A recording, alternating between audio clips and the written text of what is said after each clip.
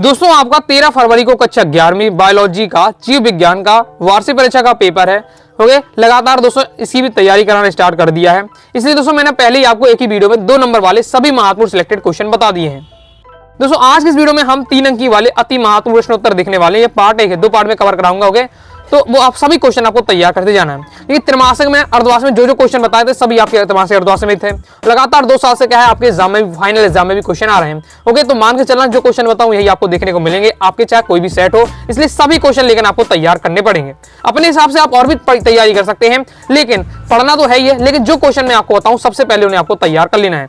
Okay, तो और क्रम से दोस्तों आप तैयारी करना चाहते हैं तो क्लास 11th बायोलॉजी वार्षिक परीक्षा इंपॉर्टेंट क्वेश्चन आंसर 2025 के नाम से प्लेलिस्ट है। प्लेलिस्ट में जाकर क्रम से आप वीडियो देख लीजिएगा, तो फिर आपको क्या है कोई दिक्कत नहीं होगी। तो सफलता जिस ताले में बंद रहती है वह 2 चाबियों से खुलती है, एक कठिन परिश्रम और दूसरा दृढ़ संकल्प। तो सबसे पहले तो हमारा क्वेश्चन है एमजियो स्पर्म के प्रमुख 3 लक्षण लिखिए। एमजियो स्पर्म के आपको 3 लक्षण बताने, क्रम से 3 लक्षण दिए, जैसा जिस प्रकार से पेपर में लिखना सेम आपको दिया हुआ है। देखो पहला है आपका, तो देखिए एमजियो स्पर्म को आवृत्त बीजी भी कहते हैं, तो कंफ्यूजन आपको बिल्कुल नहीं होना है। चाहे आपका पेपर में आवृत्त बीजी लिखा है चाहे आपका एमजियोस्पर्म लिखा रहा है, ओके, एक ही बात रहने वाली है।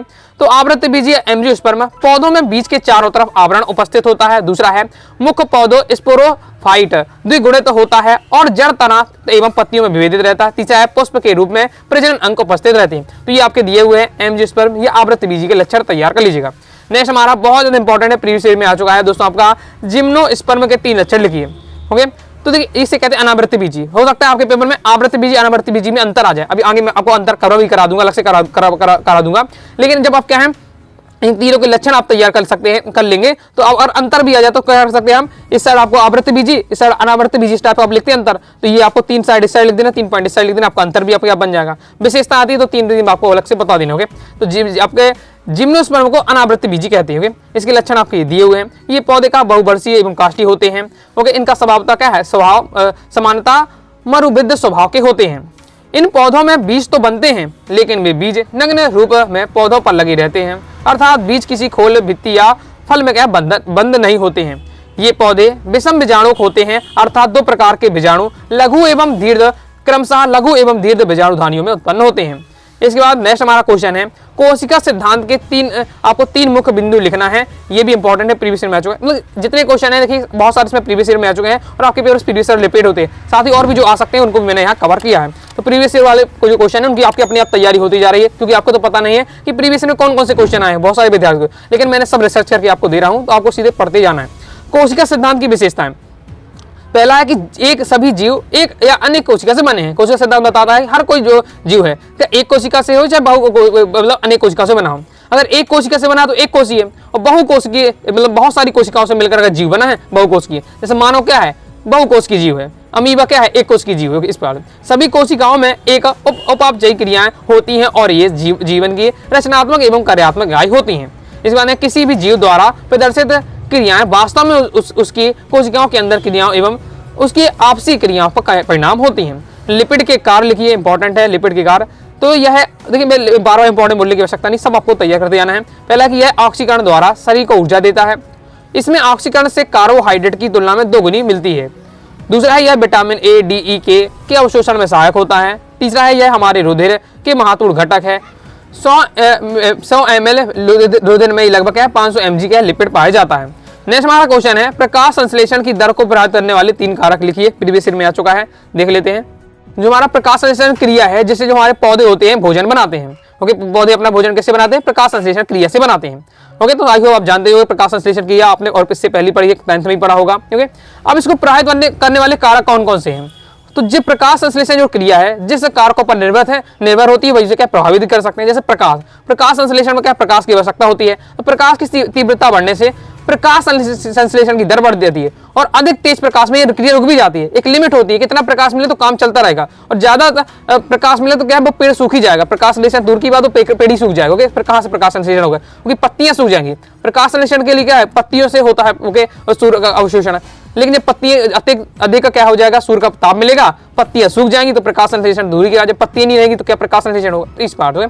तो एक नॉर्मल ताप में क्या होता है, प्रकाश चाहिए है, क्या है, प्रकाश संश्लेषण के लिए। अधिक ताप मिलने पर प्रकाश संश्लेषण नहीं होता है। दूसरा तापमान 25 डिग्री से आपको क्या है 32 डिग्री सेल्सियस ताप प्रकाश संश्लेषण के लिए उपयुक्त होता है। अत्यधिक ये कम ताप प्रक्रिया की दर घटती है, ओके।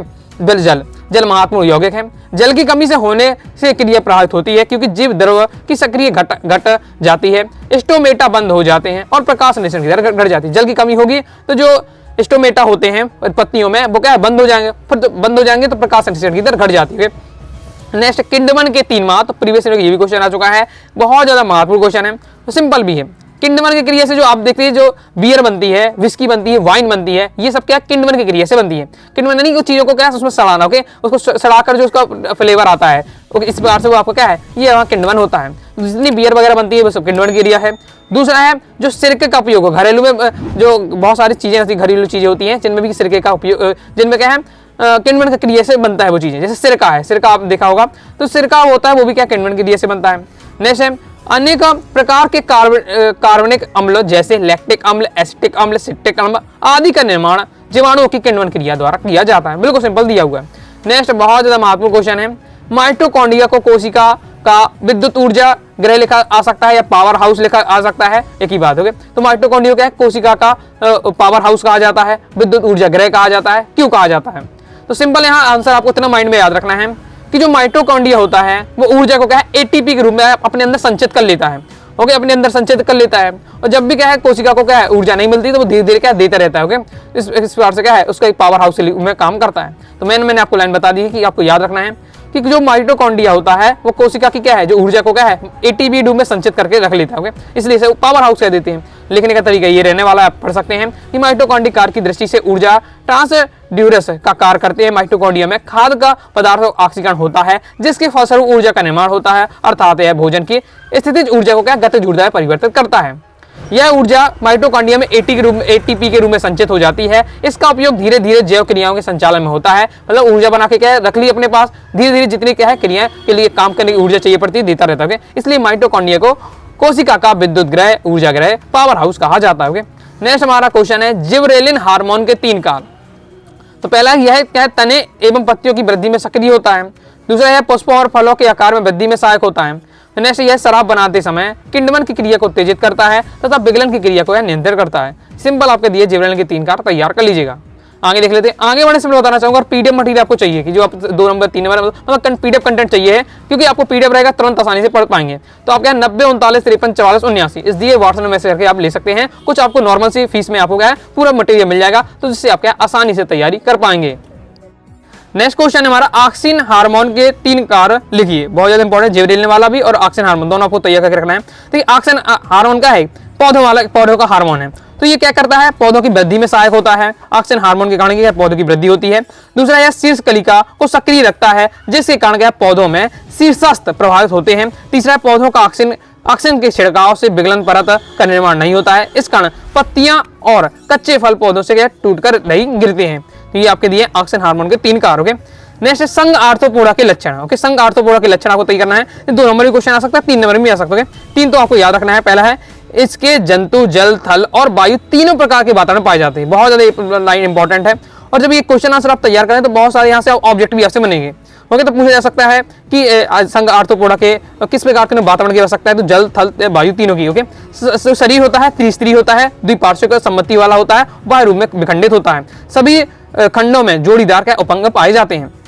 नेक्स्ट बहुत ज्यादा इंपॉर्टेंट है, प्रीवियस में 2 बार क्वेश्चन लगातार आया है। ओके, कि और बिल्कुल सिंपल भी है कि पक्षियों के उड़ने हेतु क्या रूपांतर पाए जाते हैं, कि पक्षी क्या उड़ जाते हैं। ओके, तो उनमें ऐसा क्या से तरीका मतलब भगवान ने ऐसा उनसे क्या सिस्टम डाला कि वो उड़ पा रहे हैं। ओके, तो पहला कि अग्रपादों में रूपांतरित हो जाते हैं। ओके, अग्रपाद पंखों में रूपांतरित हो जाते हैं, जो कि पांव है वही क्या कई बार पैर बन जाते हैं। ओके, इसकी बताया जा रहा है। साथ ही शरीर धारा रेखीय होता है। देखिए हम उड़ते हैं, आपने देखा होगा जो एरोप्लेन होती हैं, एरोप्लेन का कंसेप्ट अपने इस पार से दिखा हुआ एरोप्लेन इस टाइप से रहती है, तो यही पक्षियों की चोंच भी रहती है इसी टाइप से, तो ये उसी कंसेप्ट से एरोप्लेन बनाया हुआ है। क्योंकि अगर इस टाइप का डिजाइनिंग रहती है, ओके, धारा रेखी वाली सीधी इस टाइप की रहती है, तो उड़ने में आसानी होती है, सीधे उड़ सकते हैं। तो वो क्या है, भगवान ने उसमें इस टाइप की डिजाइनिंग बनाई कि वो उड़ने में सहायक होते हैं। बच्चे की क्या है, पेरोटल पेशिका क्या है, सुविकसित होता है, तो ये सब उनमें क्या है रूपांतर होते हैं, जिसके उड़ पाते हैं। नेक्स्ट बहुत ज्यादा इंपॉर्टेंट है, कई बार क्वेश्चन है त्रैमासिक, कई बार आ चुका है, वार्षिक शिक्षा में पहले भी आ चुका है। मैं हर बार इसलिए बोल देता हूं कि ताकि उस क्वेश्चन की आप महत्वता समझें, उस क्वेश्चन को आप ऐसे ही समझ के छोड़ ना दें, ओके। फिर अगर आ जाएगा, बहुत सारे विद्यार्थी देखे, मैं व्हाट्सएप में बात कर रहा था, मैं क्वेश्चन बताए भी थे विद्यार्थी को, लेकिन ओके, तो उसने क्या कुछ इग्नोर कर दिए और वही पेपर में रखे आ गए। अब मैंने तो अब बता दिए, अगर आप पढ़ेंगे नहीं तो अब मैं क्या कर सकता हूँ, मैं तो आपका हेल्प कर सकता हूँ, मैं बता सकता हूँ एनालिसिस करके। देखो आपको तो पता नहीं क्वेश्चन, अगर आपने अच्छे से नहीं पढ़ा है तो मैं आपके क्या पूरा तैयार करके आपको दे सकता हूँ। मेहनत आपको करनी पड़ेगी, मैं आपको कंटेंट दे सकता हूँ, इजी लैंग्वेज थोड़ा समझाने का प्रयास कर सकता हूँ, मेहनत आपको करनी। जो स्टूडेंट अच्छे से तैयार कर लेगा वो स्कोर कर लीजिएगा, अब याद नहीं करेंगे तो उसमें कुछ नहीं कर पाएंगे, ओके। ये बड़ी अच्छी बात कही है। फिर हमारा अर्धसूत्री विभाजन है, उसके 3 आपको महत्व बताने हैं, ओके। तो इंपॉर्टेंट है आपका अर्धसूत्री विभाजन की क्रिया लैंगिक जनन करने वाले जीवों में आवश्यक रूप से होती है। यह प्रक्रम जनन एवं संतति के बीच अनुवांशिक सेतु की तरह कार्य करता है। लैंगिक जनन करने वाले जीवों में इसका विशेष महत्व होता है, क्योंकि इसके द्वारा ही जाति में गुणसूत्रों की संख्या निश्चित बनी रहती है, जो प्रत्येक जाति का विशेष लक्षण है। मतलब अर्धसूत्री विभाजन में क्या है, लैंगिक जनन में क्या होता है, इसके जो गुणसूत्र के होते हैं, गुणसूत्र के कारण क्या है, गुणसूत्र से ही क्या है, जो हमारी जाति होती है उसमें एक विशेष लक्षण पाए जाते हैं, तो गुणसूत्रों का भी क्या है, ये हस्तांतरण करते हैं, ओके, उनकी संख्या निश्चित करते हैं। यह प्रक्रम गुणसूत्रों के गुणन के विफल कर किसी जाति विशेष की स्थिरता पर प्रदान करता है। नेक्स्ट हमारा क्वेश्चन है कि पादप वृद्धि के विभिन्न चरणों को लिखना है। पादप वृद्धि के कौन कौन चरण है वो आपको पूछा जा रहा है, ओके। कम इंपॉर्टेंट है लेकिन पढ़ के रखना है, नहीं आपको याद रखनी है कि कोशिका विभाजन व्यवस्था होती है, कोशिका वर्धन और आपका क्या है दीर्घकरण व्यवस्था होती है, और इसके बाद दोस्तों क्या कोशिका विभेदन या परिपक्वन व्यवस्था होती है। तो ये आपके दिए हुए हैं, अच्छे से आपको तैयार कर लेना है। संग इकाइडोडर्मेटा के कोई 3 लक्षण लिखिए। इकाइडोडर्मेटा के लक्षण, ये भी इंपॉर्टेंट है आपका। तो ये जो आपका ये समुद्री जल में ही पाया जाता है, मतलब ये इकाइनोडर्मेटा ये शब्द आए तो आपको समझ जाना है कि समुद्र वाले जीवों की बात हो रही है, कि समुद्र में पाए जाते हैं। इनका जो शरीर होता है तीसरी होता है, देह गुहा युक्त होता है। इसमें जल संबंध तंत्र पाया जाता है, और इस अब देखिए जल संबंध तंत्र क्यों जल में रहते हैं, तो जल संबंध तंत्र चाहिए पड़ेगा। इसके शरीर में क्या है, विशेष परिसंचरण तंत्र या श्वसन तंत्र का अभाव रहता है, उनका श्वसन तंत्र का इसमें क्या अभाव रहता है, जल में रहते हैं तो उनके इस विशेष प्रकार का श्वसन तो होगा ही, ओके, श्वसन तो सबको करना ही है, लेकिन विशिष्ट प्रकार का होगा। जैसे एम्ब्रीफिया वर्ग के 3 लक्षण, ये भी आपका आ जाएगा प्रीवियस ईयर पेपर में क्वेश्चन। तो ये आपके उभयचर है, एम्ब्रीफिया वर्ग जैसे ही आप नाम सुने समझ जाइए उभयचर वाला, ओके। तो उभयचर वाले यानी जो जल में भी रह सकते हैं और थल में, उनका जो घर है उनका घर जल में भी रहता है थल में भी रहता है, ओके, इस प्रकार से। तो एम्ब्रीफिया वर्ग के लक्षण में पहला कि ये उभयचर होते हैं, जल और थल दोनों में इनके आवास होते हैं। इनके कंगाल का अधिकांश भाग अस्थियों का बना होता है। इनकी आंखों में ऊपर घूमने वाली पलकें तथा कानों के ऊपर एक बाह्य झिल्ली पाई जाती है, जिसे टिम्पेटम कहते हैं। क्लियर है। नेक्स्ट हमारा क्वेश्चन है, मेढक में श्वसन किस पास होता है। कम इंपॉर्टेंट है लेकिन एक बार पढ़ बस लेना है, ये आपका दिया हुआ है, पढ़ लीजिएगा। मेढक में अगर श्वसन करते हैं, मेढक है वो सांस किस पार से लेते हैं, इसके आगे आपका ये दिया हुआ है। दोस्तों वीडियो को लाइक जरूर करिए, काफी ज्यादा मेहनत लग जाती है, जो आप देख रहे हैं 10 से 15 मिनट में आप पूरा कंटेंट देख लें। इसके लिए 4 से 5 घंटे इसके लिए मेहनत की गई है, तब ये कहीं जाकर तैयार हो। कंटेंट ही में 5 घंटे लग जाते हैं, उसका रिसर्च किया जाता है, ओके, कई दिनों की मेहनत करने के बाद जो आपको मैं बता रहा हूँ, ओके। तब मेरा उद्देश्य रहता है कि आप मुझसे विश्वास कर रहे हैं, ओके, मुझसे विश्वास करके आप क्वेश्चन याद करके जाएंगे पेपर में। तो मेरा पूरा प्रयास रहता है कि मैं आपको क्या है टॉपर बना दूं, आपका अच्छा स्कोर कर सके। अगर साल भर भी नहीं पढ़ा तो भी आप क्या इसी उम्मीद से देख रहे हैं कि हमारा भाई है, अनुराग भाई है, वो हमें सिलेक्टेड क्वेश्चन बताएगा, इससे हम क्या है अच्छा स्कोर कर सकते। इसलिए मैं कई दिनों तक मेहनत करके आपको रिसर्च करके क्वेश्चन लाता हूं, तो सभी आपको अच्छे से तैयार कर लेना, अपने हिसाब से आप तैयारी कर सकते हैं। फिर प्रोटीन के 3 का प्रीवियस ईयर में आ चुका है, और ये आपका अर्धवार्षिक त्रैमासिक में देखने को मिला था पहले भी, ओके। तो याद करके रखना है प्रोटीन के 3 कार्य क्या होते हैं। प्रोटीन होता है हमारे शरीर में क्या कार्य करता है, सिंपल एंजाइम के रूप में कार्य करता है। जो हमारे विभिन्न प्रकार जैव नियंत्रण है, प्रोटीन एंजाइम की भांति कार्य करती है। जैविक क्रिया कहलाती है, जैसे हम सांस ले रहे हैं, ओके, और हमारा क्या शरीर में पाचन हो रहा है, ओके, भोजन पच रहा है, तो ये सभी जैविक क्रियाएं हैं, ओके। तो जैविक क्रियाओं का नियंत्रण भी करता है, एंजाइम के रूप में करता है। दूसरा हार्मोन के रूप में शरीर का उपचारिक क्रिया होती पर नियंत्रण रखने के लिए प्रोटीन हार्मोन के रूप में कार्य करता है, जैसे इंसुलिन हो जाता है आपका। फिर परिवहन का भी काम करता है, कुछ प्रोटीन जैसे दूसरे सरल अणुओं से क्रिया कर अस्थायी यौगिक बनाकर उनका परिवहन करने में मदद करते हैं, जैसे हीमोग्लोबिन। मतलब प्रोटीन का परिवहन का कार्य करता है एक अलग अपना तरीके से, ओके, वजह से हीमोग्लोबिन शरीर में सभी भागों तक ऑक्सीजन पहुंचाता है। इसी प्रकार सीरम एल्ब्यूमिन युक्त वसाई अम्लों के अणुओं के एडिपोज ऊर्ध्व तक पहुंचाता है, ओके। नेक्स्ट हमारा क्वेश्चन है साइटोकाइनेट, ये बहुत ज्यादा इंपॉर्टेंट। साइटोकाइनेट हार्मोन के 3 कार्य और उसके बाद दोस्तों हमारा एब्सिसिक अम्ल के 3 कार्य। इस टाइप के जो 3 कार्य वाले हैं क्योंकि वो आपको जरूर तैयार करके रखना है। साइटो और देखिए सभी क्वेश्चन याद करिएगा, 6 साइड में आ रहे हैं। अगर आपका एक ही 2 साइड में पेपर आता तो मैं और ज्यादा फिक्स आपको बता देता। अब 6 साइड में है क्योंकि सब सिलेक्टेड है, तो किसी में साइटोकाइनेट है, किसी में एब्रिक अम्ल आएगा, किसी में प्रोटीन के 3 कारक, ऐसा आ रहा है। मैंने अभी आपको 3 आपके पेपर हो चुके हैं, यही मैंने जो क्वेश्चन बता तो आ तो रहे हैं, लेकिन क्या है सब में अलग अलग आ रहे हैं। ओके, इस टाइप से हो जाता है। अब जो विद्यार्थी सभी तैयार करेगा उसका पेपर सही जाएगा। ओके, साइटोकाइनेट हार्मोन के 3 कार्य आपको ये दिए हैं, तैयार कर लीजिएगा। जैसे साइटोकाइनेट कोशिका क्या है, विभाजन प्रेरित करता है, लेकिन इसी क्रिया को के लिए क्या है, ऑक्सीजन का होना आवश्यक रहता है। ओके, ऑक्सीजन हार्मोन भी सही चाहिए। फिर इसके बाद है साइटोकाइनेट में पौधों के आकारिक प्रकृति को बदलने का गुण पाया जाता है, जिस कारण इसका प्रयोग क्या ऊतक संवर्धन में किया जाता है। बाकी आपका तीसरा दिया है, तैयार कर लीजिएगा। फिर इसके बाद नेक्स्ट है हमारा एब्सिसिक अम्ल के 3 कार्य लिखिए। तो इस 3 कार्य आपकी दिए हैं। पहला है पौधों में इसके छिड़काव द्वारा बाष्पोर्जन में काफी कम किया जा सकता है, अतः इसका प्रयोग प्रति बाष्पोर्जन के रूप में किया जाता है। मतलब यहाँ आप ये समझ सकते हैं जैसे पौधों की पत्तियां हैं। ओके, पौधों की पत्ती में से वहाँ कम पानी, उस एरिया में कम पानी है उन्हें। ओके, अगर गर्मी आएगी, गर्मी में क्या है पानी उड़ जाएगा, बाष्पीकरण हो जाएगा, तो पौधों को बार बार पानी देना पड़ेगा, बार बार में सुबह शाम पानी देना पड़ेगा। ओके, अगर हम इसमें क्या है एब्सिसिक अम्ल का छिड़काव कर देते हैं तो पौधों में क्या है जो पानी उड़ रहा है, मतलब बाष्पीकरण हो रहा है, वो कम हो जाएगा। जिससे में क्या है अगर दिन में हम एक बार ही पानी देते हैं हमारा काम चल जाएगा, क्योंकि जिस एरिया में पानी कमी होती है उन्हें पानी तो बचाना ही पड़ता है। इस टाइप से तो यहाँ उसका यूज होता है। एब्सिसिक अम्ल का प्रमुख कार्य पत्तियों तथा दूसरे पादपों अंग का जीर्णता को बढ़ाता है। एब्सिसिक अम्ल के प्रयोग द्वारा बीजों एवं कलिकाओं के प्रस्तुति को बढ़ाया जाता है। तैयार कर लीजिएगा। 3 जितना आपको पेपर लिखना है ओके उतना उस हिसाब से दिया है, ज्यादा मैंने कुछ भी एक्स्ट्रा आपको नहीं दिया है।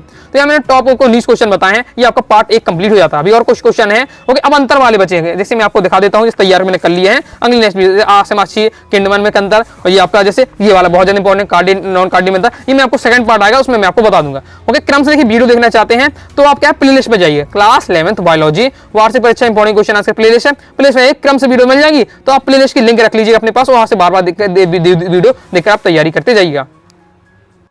तो आइए दोस्तों आपको वीडियो पसंद आएगी, वीडियो लाइक जरूर कर दीजिएगा। ओके लाइक जरूर कर दीजिएगा क्योंकि काफी ज्यादा मेहनत लग जाती है, और अपना एक प्यारा सा कमेंट जरूर कर दीजिएगा। टेलीग्राम चैनल को ज्वाइन करके रखिएगा, और व्हाट्सएप चैनल भी है उसको भी ज्वाइन कर लीजिएगा, डिस्क्रिप्शन में आपको लिंक मिल जाएगा। ओके, साथ ही तो कोई भी डाउट आता है ओके बेझिझक होके गए मुझसे आप पूछ लीजिएगा, मैं आपको जरूर बताऊंगा। ओके, तो मिलते हैं दोस्तों नेक्स्ट वीडियो में, तब तक के लिए बाय बाय।